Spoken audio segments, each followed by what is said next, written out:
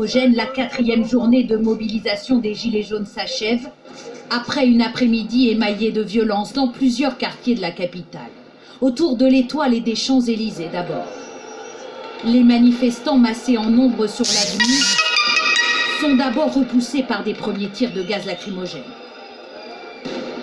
Un petit groupe s'en prend alors au magasin Le Drugstore. Des sapins sont mis à feu. Ils montent des barricades avec les planches en bois qui servaient à protéger les vitrines, utilisées comme des boucliers pour gagner quelques mètres de terrain. En face, les policiers essuient des jets de projectiles avant de lancer la charge.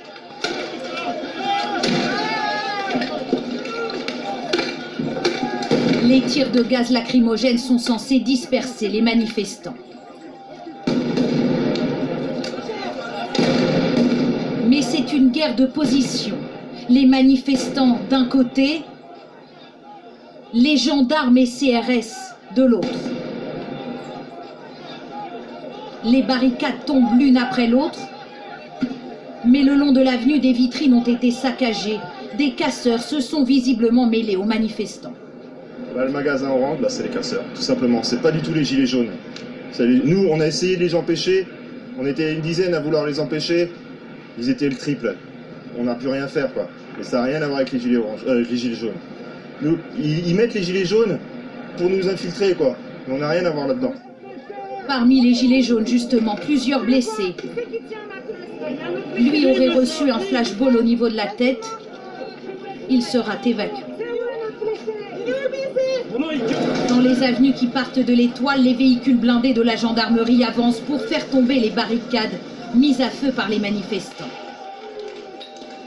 Les groupes sont mobiles, se déploient rapidement de rue en rue. Un peu partout, des incendies de voitures et de scooters se déclarent. Certains gilets jaunes ne cachent pas leur amertume. On peut manifester, oui c'est bien, ok, mais pas brûler tout. Le face-à-face entre manifestants et policiers se tend d'heure en heure. À leurs fenêtres, les riverains observent la scène médusée.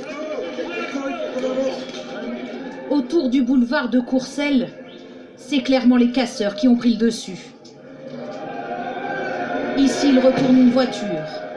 Ailleurs, ce sont des scooters. Sur le boulevard Haussmann, toujours les mêmes scènes. Des barricades montées avec du mobilier urbain arraché puis mis à feu.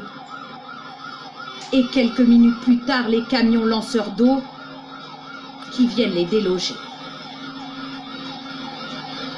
Situation tendue également autour des grands boulevards, non loin des grands magasins.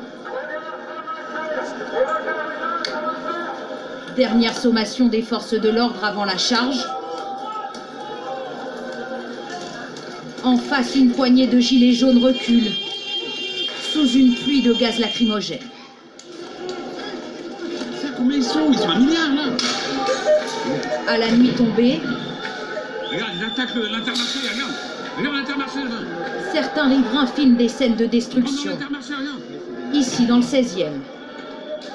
Des boutiques sont pris pour cible. Dans la rue, certains portent des gilets jaunes. Épilogue d'une journée globalement bien moins violente que celle du 1er décembre dernier.